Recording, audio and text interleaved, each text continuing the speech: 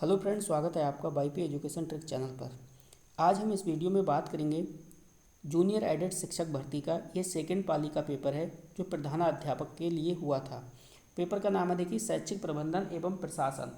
तो इसके जो क्वेश्चन थे सेकंड पाली में ये 50 क्वेश्चन आए थे। 50 क्वेश्चन आए थे 50 मार्क्स के। तो इन क्वेश्चनों को हम देखेंगे कि किस प्रकार का ये पेपर आया था। ये पेपर पहली बार हुआ है, फर्स्ट बार हुआ है बेटा ये पेपर। तो वीडियो को बिल्कुल शुरू से लेकर कम लास्ट तक देखना। अगर आप हमारे चैनल पर नए हैं या अभी तक आपने हमारे चैनल को सब्सक्राइब नहीं करा है तो आप नीचे रेड कलर के सब्सक्राइब बटन पर क्लिक कर लें। बराबर में बेल आइकन की घंटी है, उसको भी प्रेस कर लें। तो करते हैं वीडियो की शुरुआत। देखिए पहला क्वेश्चन आपकी स्क्रीन पे दिया है कि निम्न में से कौन सा ज्वालामुखी के विस्फोट के आधार पर उसका एक प्रकार नहीं है। ए ऑप्शन है स्ट्रोम्बोलियन, बी ऑप्शन है पीलियन, सी ऑप्शन है सील्ड और डी ऑप्शन है हवालियन। तो एक ऑप्शन बिल्कुल करेक्ट था इसका। तो इसका जो करेक्ट आंसर था वो ये वाला था, सील्ड वाला। ये सी ऑप्शन इसका बिल्कुल राइट था। चलते हैं नेक्स्ट क्वेश्चन की ओर। Question number 2। देखिए क्वेश्चन नंबर 2 को पढ़िए, क्या दे रखा है। निम्न में से क्या NCERT के लिए सही नहीं है। तो ए ऑप्शन था यह शैक्षिक विस्तार सेवाओं को संगठित करती है, बी ऑप्शन था इसकी स्थापना 1961 में हुई है और सी ऑप्शन था यह उच्च शिक्षा से संबंधित है, डी ऑप्शन था यह मानव संसाधन विकास मंत्रालय का शैक्षिक भाग है। तो अगर हम इसके करेक्ट आंसर की बात करें तो इसका जो थर्ड वाला ऑप्शन था ये बिल्कुल करेक्ट था। यह उच्च शिक्षा से संबंधित है, क्योंकि इसमें नेगेटिव फॉर्म में पूछा था, नेगेटिव फॉर्म में नहीं है। तो इसलिए हमारा तीसरा वाला विकल्प सही था। चलते हैं अगला क्वेश्चन देखते हैं। Question number 3। देखिए क्वेश्चन नंबर 3 भी आपकी स्क्रीन पे लग चुका है। क्वेश्चन नंबर 3 ये कह रहा है कि हेनरी फ्यूल के अनुसार प्रबंधन में क्या शामिल नहीं है। देखिए फिर से नेगेटिव फॉर्म में क्वेश्चन दे रखा है। ए ऑप्शन है समन्वय करना, बी ऑप्शन है विकास करना, सी ऑप्शन है पूर्वानुमान लगाना और डी ऑप्शन है योजना बनाना। तो इसमें से एक ऑप्शन करेक्ट है, करेक्ट वाला आपको बताना था। हेनरी फ्यूल के अनुसार प्रबंधन में क्या शामिल नहीं है। अगर हम इसके करेक्ट आंसर की बात करें तो ये ऑप्शन बिल्कुल करेक्ट हो जाएगा, विकास करना। अगला क्वेश्चन देखते हैं। क्वेश्चन नंबर 4 क्या था। देखिए क्वेश्चन नंबर 4 था निम्न में से क्या विद्यालय प्रबंधन के संदर्भ में सही नहीं है। देखिए यहाँ भी नेगेटिव फॉर्म में क्वेश्चन पूछा गया है। तो ए ऑप्शन है विद्यालय की नीतियों का एक तानाशाही तरीके से निर्माण करना, बी ऑप्शन था विद्यार्थी को समाज सेवा में लगाना, सी ऑप्शन था इसका पाठ्यचर्या का नियोजन करना और डी ऑप्शन था कक्षा में शिक्षकों का पर्यवेक्षण करना। तो इसमें से करेक्ट आंसर आपको बताना था, राइट आंसर क्या था। तो देखो नेगेटिव फॉर्म में क्वेश्चन पूछ रहा था तो पहला ही वाला ऑप्शन हमारा बिल्कुल सही था। क्या था, विद्यालय की नीतियों का एक तानाशाही तरीके से निर्माण करना। चलते हैं नेक्स्ट क्वेश्चन की ओर। Question number 5। क्वेश्चन नंबर 5 को देखिए आप। क्वेश्चन आया था आपका कि विद्यालय प्रबंधन प्रभावकारी होगा जब। विद्यालय प्रबंधन प्रभावकारी होगा जब ए ऑप्शन है इसमें प्रबंधन तानाशाही हो, बी ऑप्शन है आंकड़ों का वैज्ञानिक संग्रहण हो, सी ऑप्शन है प्रबंधन कठोर हो और डी ऑप्शन है छात्रों को प्रबंधन से दूर रखा जाए। तो 5वें क्वेश्चन का करेक्ट आंसर आपको बताना था। तो इसमें अगर हम राइट आंसर की बात करें तो हमारा जो दूसरा वाला ऑप्शन है ये बिल्कुल सही है, आंकड़ों का वैज्ञानिक संगणन हो। तो 5 क्वेश्चन हम पढ़ चुके हैं। चलते हैं आगे की ओर। वीडियो आपको पसंद आती है तो वीडियो को लाइक करिए, चैनल को सब्सक्राइब करना ना भूलिए। तो छठा क्वेश्चन देखिए क्या कह रहा है, निम्न में से कौन सा जीव विज्ञान, देखिए कौन सा जीव विज्ञान प्रयोगशाला का हिस्सा नहीं है। आपसे ये पूछ रहा है कि निम्न में से कौन जीव विज्ञान प्रयोगशाला का हिस्सा नहीं है। ए ऑप्शन है माइक्रोस्कोप, बी ऑप्शन है ग्लोब, सी ऑप्शन है पौधे और डी ऑप्शन है संग्रहालय। तो जल्दी से कमेंट करिए इसका करेक्ट आंसर क्या हो जाएगा। तो इसका जो राइट आंसर है वो हो जाएगा ग्लोब, यानी दूसरा वाला ऑप्शन बिल्कुल सही है। नेक्स्ट क्वेश्चन देखते हैं अगला क्वेश्चन क्या है। देखिए क्वेश्चन नंबर 7। क्वेश्चन नंबर 7 अब आपसे पूछा गया है कि अंधेरा कक्ष किस प्रयोगशाला का हिस्सा होता है। जो अंधेरा कक्ष है वो किस प्रयोगशाला का हिस्सा होता है। ए ऑप्शन है जीव विज्ञान, दूसरा ऑप्शन है इसमें भूगोल, तीसरा ऑप्शन है भौतिक विज्ञान और चौथा ऑप्शन है रसायन विज्ञान। तो इसका करेक्ट आंसर जो था, यानी अंधेरा कक्ष किस प्रयोगशाला का हिस्सा होता है, तो इसका राइट आंसर था वो हो जाएगा भौतिक विज्ञान यानी फिजिक्स का। नेक्स्ट क्वेश्चन, 8वां क्वेश्चन देखिए। 8वां क्वेश्चन भी आपकी स्क्रीन पे लग चुका है। क्वेश्चन था मरकली गहनता स्केल। मरकली गहनता स्केल कितने भागों में विभाजित है? ए ऑप्शन है 10, बी ऑप्शन है 12, सी ऑप्शन है 9 और डी ऑप्शन था 13। तो 8वें क्वेश्चन का जो करेक्ट आंसर था वो हमारा था बी वाला, ये 12। मरकरी गहनता स्केल कितने भागों में विभाजित है? तो बी ऑप्शन इसका बिल्कुल करेक्ट था, 12। नेक्स्ट क्वेश्चन, अगला क्वेश्चन देखिए आया था ये कि भाई रेक्टर पैमाने द्वारा मापा जाता है। तो रेक्टर पैमाने द्वारा क्या मापा जाता है? ए ऑप्शन है भूकंप से होने वाला नुकसान, बी ऑप्शन है भूकंप से उत्पादित ऊर्जा और सी ऑप्शन है भूकंप की गति, डी ऑप्शन था भूकंप की घनत्व शक्ति। तो ये तो बहुत ही सिंपल क्वेश्चन था, अच्छा क्वेश्चन था। इसका जो करेक्ट आंसर था क्वेश्चन नंबर 9 का, इसमें दे रखा था,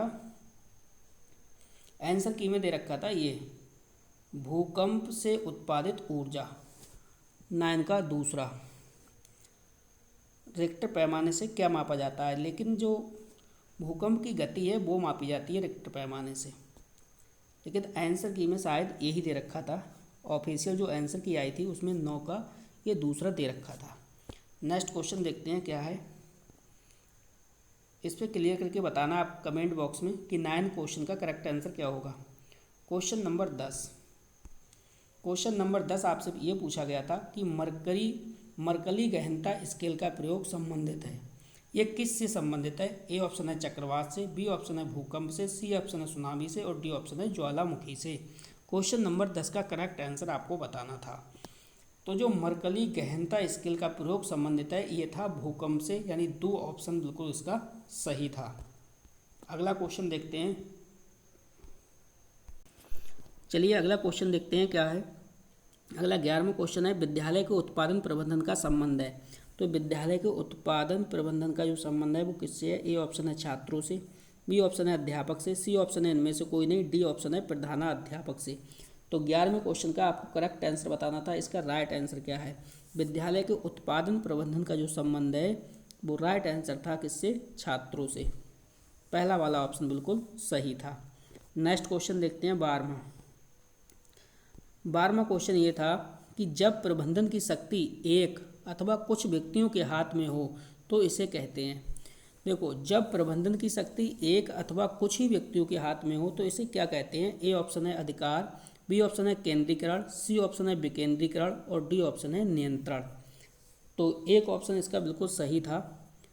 जब प्रबंधन की शक्ति एक अथवा कुछ ही व्यक्तियों के हाथ में हो तो इसे क्या कहते हैं? ये हो जाएगा बी ऑप्शन बिल्कुल सही, विकेंद्रीकरण। सॉरी, विकेंद्रीकरण नहीं, केंद्रीकरण। दूसरा वाला ऑप्शन इसका राइट है। देखते हैं next question, question number 13। Question number 13 देखिए क्या है, निम्नलिखित में से कौन सा विद्यालय के संबंध में सही नहीं है? फिर क्वेश्चन आ गया नेगेटिव फॉर्म में। ए ऑप्शन है विद्यालय को मंडी, कारखाना, रेलवे स्टेशन इत्यादि के समीप होना चाहिए। दूसरा ऑप्शन था विद्यालय प्राकृतिक वातावरण में स्थित हो। सी ऑप्शन था विद्यालय को अस्पताल, बैंक, डाकघर इत्यादि के समीप होना चाहिए और डी ऑप्शन था विद्यालय के नज़दीक आवागमन की सुविधा हो। तो नहीं है, नेगेटिव फॉर्म में आपको बताना था। तो 13वें क्वेश्चन का जो राइट आंसर हो जाता तो हमारा ए वाला ऑप्शन बिल्कुल सही हो जाता। विद्यालय को मंडी, कारखाना, रेलवे स्टेशन इत्यादि के समीप होना चाहिए। ये वाला बिल्कुल रॉन्ग है। तो नहीं फॉर्म में पूछ रहा था, नेगेटिव फॉर्म में, इसीलिए फर्स्ट आंसर इसका सही हो गया। नेक्स्ट क्वेश्चन, अगला क्वेश्चन देखिए, क्वेश्चन नंबर 14। देखिए क्वेश्चन नंबर जो 14 था, ग्राम शिक्षा समिति का सदस्य नहीं होता। ए ऑप्शन था छात्र का अभिभावक, बी ऑप्शन है महिला सदस्य, सी ऑप्शन है इनमें से कोई नहीं, डी ऑप्शन है प्रधानाध्यापक। तो क्वेश्चन नंबर जो 14 है इसका करेक्ट आंसर आपको बताना था, ग्राम शिक्षा समिति का सदस्य नहीं होता। तो इसका जो तीसरा वाला ऑप्शन था ये बिल्कुल सही था, इनमें से कोई नहीं। नेक्स्ट क्वेश्चन 15वां क्वेश्चन देखिए, क्वेश्चन नंबर 15 कह रहा है शिक्षकों में कार्य विभाजन करते समय प्रधानाध्यापक को किस बिंदु पर ध्यान देना चाहिए? ए ऑप्शन है कार्य में उत्साह, बी ऑप्शन है शिक्षक की योग्यता, सी ऑप्शन है इनमें से सभी और डी ऑप्शन है शिक्षकों की रुचि। तो जल्दी से आपको बताना था इसका करेक्ट आंसर क्या था। इसका जो करेक्ट आंसर था तो वो इनमें से सभी। ज़्यादातर बच्चों ने क्या लगाया, शिक्षक की योग्यता, ये वाला तीसरा वाला लगाया था, दूसरा वाला ये लगाया था शिक्षकों की योग्यता। तो शिक्षक की योग्यता के साथ साथ कार्य में उत्साह, शिक्षकों की रुचि, इन सभी में होना चाहिए। सभी बिंदुओं पर ध्यान दिया जाता है। नेक्स्ट क्वेश्चन, क्वेश्चन नंबर 16 है, सीमेंट का कार्य है। सीमेंट का क्या कार्य है? ए ऑप्शन है शैक्षिक नीतियों का नियोजन, बी ऑप्शन है सेवा पूर्व प्रशिक्षण, सी ऑप्शन है इनमें से सभी, डी ऑप्शन है सेवाकालीन प्रशिक्षण। क्वेश्चन नंबर 16 है। तो देखिए सीमेंट का क्या कार्य है, इसका जो करेक्ट आंसर हो जाता वो हो जाता इनमें से सभी। तीसरा वाला ऑप्शन बिल्कुल सही था। Next question, question number 17। देखिए क्वेश्चन नंबर 17 क्या कह रहा था, NEP 2020 के अनुसार मानव संसाधन विकास मंत्रालय की नामावली क्या है? ए ऑप्शन है मानव संसाधन मंत्रालय, बी ऑप्शन है शिक्षा एवं युवा सेवा मंत्रालय, सी ऑप्शन है शिक्षा एवं समाज कल्याण मंत्रालय, चौथा ऑप्शन है शिक्षा मंत्रालय। तो एक ऑप्शन इसका बिल्कुल सही था, क्वेश्चन नंबर 17। तो इसका जो करेक्ट आंसर था वो था शिक्षा मंत्रालय, यानी डी ऑप्शन इसका बिल्कुल सही था। नेक्स्ट क्वेश्चन, क्वेश्चन नंबर 18 की तरफ चलते हैं, देखते हैं क्वेश्चन नंबर 18 क्या है। देखिए क्वेश्चन नंबर 18 कह रहा है कि निम्नलिखित में से कौन सा राष्ट्रीय शैक्षिक अनुसंधान एवं प्रशिक्षण परिषद का घटक है? ए ऑप्शन है राज्य शैक्षिक प्रबंधन एवं प्रशिक्षण संस्थान, बी ऑप्शन है राष्ट्रीय शैक्षिक नियोजन एवं प्रशासन विद्यालय, सी ऑप्शन है वैज्ञानिक एवं औद्योगिक अनुसंधान परिषद और डी ऑप्शन है पंडित सुंदरलाल शर्मा केंद्रीय व्यावसायिक शिक्षा संस्थान भोपाल। एक ऑप्शन इसका बिल्कुल सही था। चलिए समझिए, पेज बैक हो गया था, तो इसमें से चारों में से एक ऑप्शन बिल्कुल सही था। जो सही वाला था वो आपको बताना था। इसका जो करेक्ट आंसर था वो चौथा वाला ऑप्शन है, वो बिल्कुल सही था। नेक्स्ट क्वेश्चन की ओर चलते हैं, क्वेश्चन नंबर 19। देखिए क्वेश्चन नंबर 19 आपसे क्या पूछा गया था। क्वेश्चन नंबर 19 कह रहा है कि निम्न में से कौन सी SCERT उत्तर प्रदेश की एक इकाई नहीं है। देखिए वीडियो काफ़ी लंबी हो रही है, इसलिए मैं डायरेक्ट आपको आंसर बताते हुए चल रहा हूँ, ठीक है। तो क्वेश्चन नंबर जो 19 है उसका जो दूसरा वाला ऑप्शन है ये बिल्कुल सही हो जाएगा, सीमेंट प्रयागराज। यहाँ पे क्वेश्चन नेगेटिव फॉर्म में है, देखिए नेगेटिव फॉर्म में दे रखा था। अगला question, question number 20। Question number जो 20 था, मिशन प्रेरणा का शुभारंभ कब हुआ था? तो इसका जो करेक्ट आंसर था हमारा, इसका राइट आंसर हो जाता मिशन प्रेरणा का शुभारंभ हुआ था 5 सितंबर 2019 को। कब हुआ? 5 सितंबर 2019 को। Next question, question number 21। देखिए क्वेश्चन नंबर 21 आपसे पूछा गया था बजट निर्माण प्रक्रिया का सही क्रम है। तो जो बजट निर्माण प्रक्रिया का सही क्रम था वो ए ऑप्शन बिल्कुल सही था, नियोजन, गठन और क्रियान्वयन। ये वाला पहला ऑप्शन बिल्कुल सही था। अगला क्वेश्चन, क्वेश्चन नंबर 22 देखते हैं क्या था। देखिए क्वेश्चन नंबर 22 आपकी स्क्रीन पर लग चुका है। निम्न में से क्या शैक्षिक आय का सार्वजनिक स्रोत नहीं है? क्वेश्चन फिर नेगेटिव फॉर्म में दिया है, नहीं है। तो इसका जो राइट आंसर हमारा था ये चौथा वाला विकल्प बिल्कुल सही था, धर्मशिव निधि। Next question, question number 23 question कह रहा है 23वां कि विद्यालय बजट एक अनुमान है। ए ऑप्शन है आय एवं व्यय का, बी ऑप्शन है आय एवं निवेश का, सी ऑप्शन है इनमें से सभी और डी ऑप्शन है निवेश का। जो 23 का करेक्ट आंसर था वो था आय एवं व्यय का। ए ऑप्शन इसका बिल्कुल सही हो जाएगा। विद्यालय बजट एक अनुमान है आय एवं व्यय का। नेक्स्ट क्वेश्चन, अगला क्वेश्चन देखिए, क्वेश्चन नंबर 24 क्या कह रहा है। क्वेश्चन नंबर 24 कह रहा है कि कौन से विद्यालय में खेलों तथा पाठ्य सहगामी क्रियाओं के लिए अधिक समय निर्धारित किया जाता है। तो इसका जो करेक्ट आंसर था क्वेश्चन नंबर 24 का वो था आपका चौथा वाला ऑप्शन, मॉडल विद्यालय। चौथा ऑप्शन इसका बिल्कुल सही था। Next question, question number 25। चलिए क्वेश्चन नंबर 25 को समझिए। क्वेश्चन कह रहा है कि निम्न में से कौन सा कथन असत्य था। आपको फिर से नेगेटिव फॉर्म वाला क्वेश्चन पहचानना था कि नेगेटिव फॉर्म में कौन सा दे रखा है। तो क्वेश्चन नंबर 25 का जो करेक्ट आंसर था वो ये चौथा वाला ऑप्शन था। ऑप्शन था प्रधानाध्यापक सर्वप्रथम एक प्रशासक है और बाद में एक शिक्षक है। Next question, question number 26। देखिए क्वेश्चन नंबर 26 कह रहा है पुस्तकालय को विद्यालय का हृदय किसने कहा है। पुस्तकालय को विद्यालय का हृदय किसने कहा है। क्वेश्चन नंबर 26 का जो करेक्ट आंसर था उसका राइट आंसर था डीबी, जॉन डीबी ने। Next question, question number 27। Question number 27 कह रहा था कि बजट में कौन सी योजनाएं शामिल होती हैं। तो ए ऑप्शन है आय योजना, बी ऑप्शन है व्यय योजना, सी ऑप्शन है इनमें से सभी और डी ऑप्शन है शैक्षिक योजना। क्वेश्चन नंबर जो 27 का करेक्ट आंसर था वो हो जाता इनमें से सभी। यानी बजट में कौन सी योजनाएं शामिल होती हैं, तो आय योजना भी शामिल होती है, व्यय योजना भी शामिल होती है और शैक्षिक योजना भी शामिल होती है। नेक्स्ट क्वेश्चन, अगला क्वेश्चन ये था, देखिए बजट शब्द की उत्पत्ति किस भाषा से हुई है। तो ए ऑप्शन था लैटिन, बी ऑप्शन था अंग्रेजी, सी ऑप्शन था फ्रेंच और डी ऑप्शन था ग्रीक। तो जो इसका करेक्ट आंसर था वो था फ्रेंच। यानी बजट शब्द की जो उत्पत्ति हुई है वो हुई है फ्रेंच से। Next question, question number 29। Question number 29 ये था विद्यालय प्रबंधन का सर्वोच्च दायित्व किसका होता है। जो विद्यालय प्रबंधन का सर्वोच्च जो दायित्व है वो किसका होता है। ए ऑप्शन है प्रबंधक का, बी ऑप्शन है शिक्षक का, सी ऑप्शन है इनमें से सभी और डी ऑप्शन है प्रधानाचार्य का।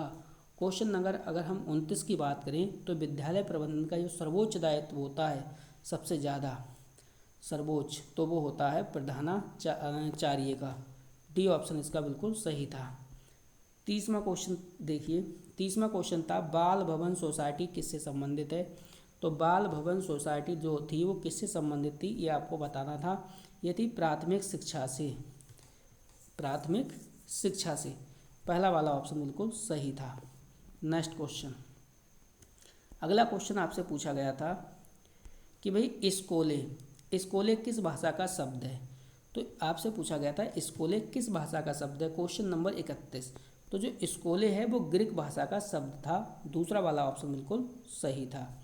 नेक्स्ट क्वेश्चन देखिए, अगला जो क्वेश्चन था वो ये था कि सीबीएसई के अनुसार 160 बच्चों के लिए खेल के मैदान का क्षेत्रफल होना चाहिए। सीबीएसई के अनुसार 160 बच्चों के लिए खेल के मैदान का क्षेत्रफल है वो कितना होना चाहिए। Question number 32।